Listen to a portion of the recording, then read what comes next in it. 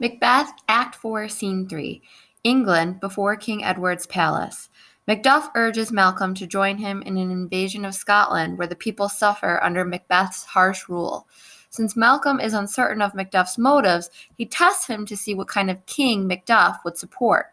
Once convinced of Macduff's honesty, Malcolm tells him that he has 10,000 soldiers ready to launch an attack. Ross arrives to tell them that some revolts against Macbeth have already begun. Reluctantly, Ross tells Macduff about the murder of his family. Wild with grief, Macduff vows to confront Macbeth and avenge the murders.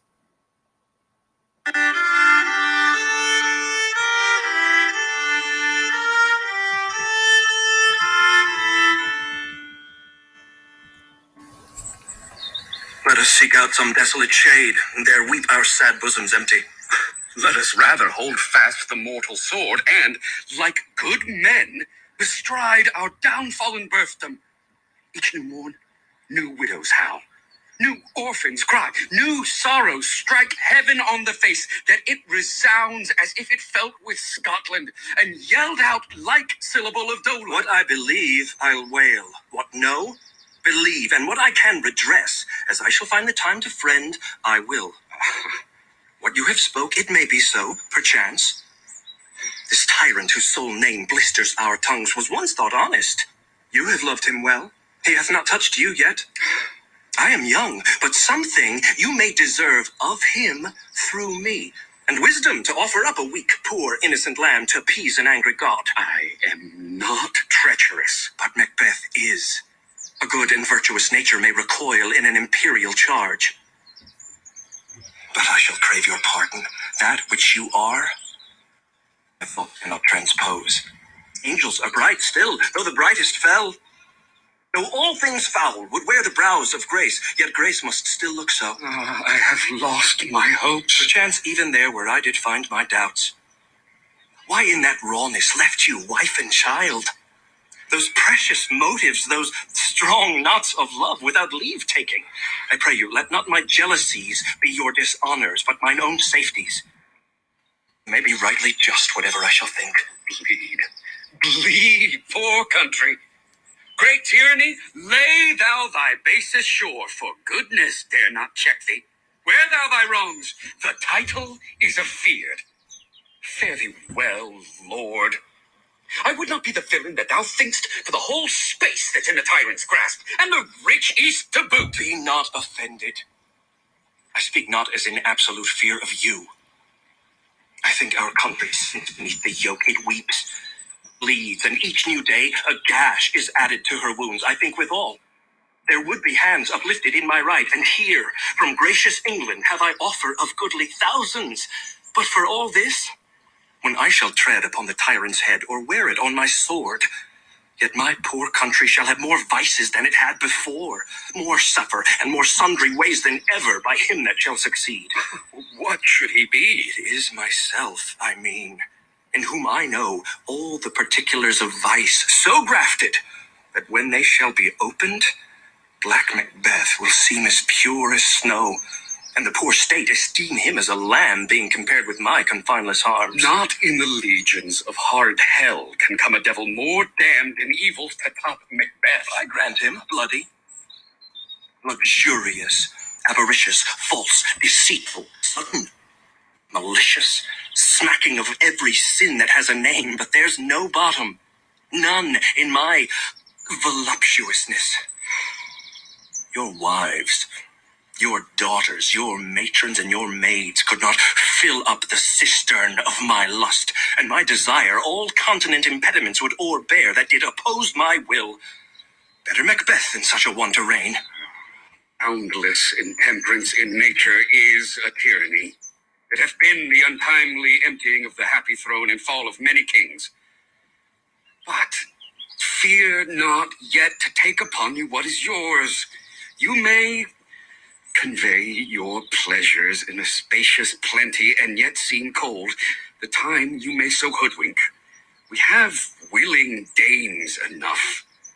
There cannot be that vulture in you to devour so many as will to greatness dedicate themselves, finding it so inclined. With this there grows in my most ill-composed affection such a stanchless avarice that were I king, I should cut off the nobles for their lands, desire his jewels and this other's house, and my more having would be as a sauce to make me hunger more, that I should forge quarrels unjust against the good and loyal, destroying them for wealth. This avarice sticks deeper, grows with more pernicious root than summer seeming lust, and it hath been the sword of our slain kings. Yet do not fear. Scotland hath foisons to fill up your will of your mere own. All these are portable, with other graces weighed. But I have none. The king becoming graces as justice, verity, temperance, stableness, bounty, perseverance, mercy, lowliness, devotion, patience, courage, fortitude. I have no relish of them, but abound in the division of each several crime, acting it many ways. Nay, had I power, I should pour the sweet milk of concord into hell, uproar the universal peace, confound all unity on earth. Oh, Scotland, Scotland, such a one be fit to govern, speak. I am, as I have spoken. fit to govern? No, not to live. O nation miserable with an untitled tyrant, bloody sceptred, when shalt thou see thy wholesome days again, since that the truest issue of thy throne by his own interdiction stands accursed, and does blaspheme his breed? Thy royal father was a most sainted king. The queen that bore thee, oftener upon her knees than on her feet, died every day she lived. Fare thee well. These evils thou repeatst upon thyself have banished me from Scotland. Oh, my breast, thy hope ends here. Macduff, this noble passion, child of integrity, hath from my soul wiped the black scruples, reconciled my thoughts to thy good truth and honor.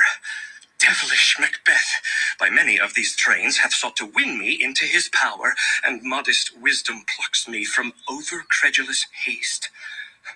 But God above deal between thee and me, for even now I put myself to thy direction, and unspeak mine own detraction. Here abjure the taints and blames I laid upon myself, for strangers to my nature. I am yet unknown to woman, never was forsworn, scarcely have coveted what was mine own, at no time broke my faith, would not betray the devil to his fellow, and delight no less in truth than life. My first false speaking was this upon myself: what I am truly is thine and my poor country's to command, whither, indeed, before thy here approach, old Seward with 10,000 warlike men, already at a point, was setting forth. Now we'll together, and the chance of goodness be like our warranted quarrel. Why are you silent? Such welcome and unwelcome things at once. 'Tis hard to reconcile. Well, more anon. Comes the king forth, I pray you. Aye, sir. There are a crew of wretched souls that stay his cure. Their malady convinces the great essay of art, but at his touch, such sanctity hath heaven given his hand, they presently amend. I thank you, doctor. The disease he means. Is called the evil, a most miraculous work in this good king, which often since my here remain in England I have seen him do. How he solicits heaven, himself best knows, but strangely visited people, all swollen and ulcerous, pitiful to the eye, the mere despair of surgery, he cures, hanging a golden stamp about their necks, put on with holy prayers, and 'tis spoken, to the succeeding royalty he leaves the healing benediction.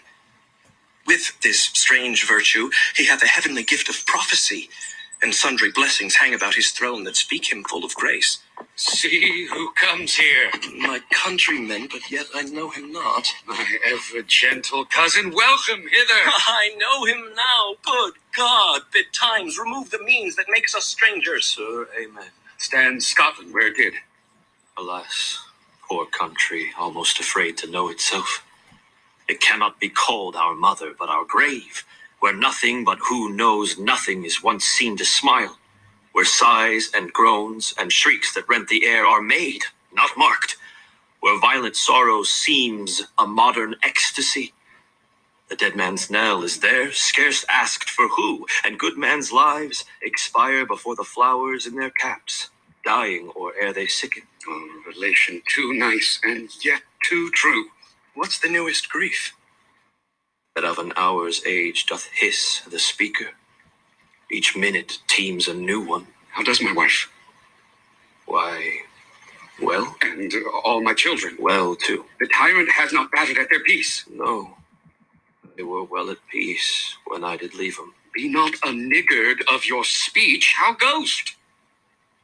When I came hither to transport the tidings, which I have heavily borne, there ran a rumor of many worthy fellows that were out, which to my belief witnessed the rather for that I saw the tyrant's power afoot. Now is the time of help. Your eye in Scotland would create soldiers, make our women fight to doff their dire distresses. Be it their comfort, we are coming thither. Gracious England hath lent us good Seward and 10,000 men, an older and a better soldier none that Christendom gives out. Oh, would I could answer this comfort with the like. But I have words that would be howled out in the desert air, where hearing should not latch them. What concern then? The general cause, or is it a fee grief due to some single breast? No mind that's honest, but in it shares some woe, though the main part pertains to you alone. If it be mine, keep it not from me. Quickly, let me have it. Let not your ears despise my tongue forever, which shall possess them with the heaviest sound that ever yet they heard. I guess at it. Your castle is surprised, your wife and babes savagely slaughtered. To relate the manner, we're on the quarry of these murdered deer to add the death of you.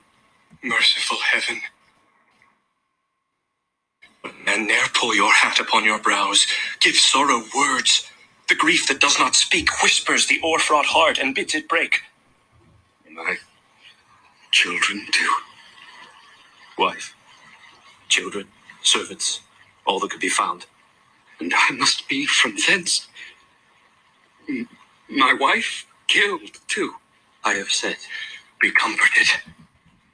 Make us medicines of our great revenge to cure this deadly grief. He has no children. All my pretty ones?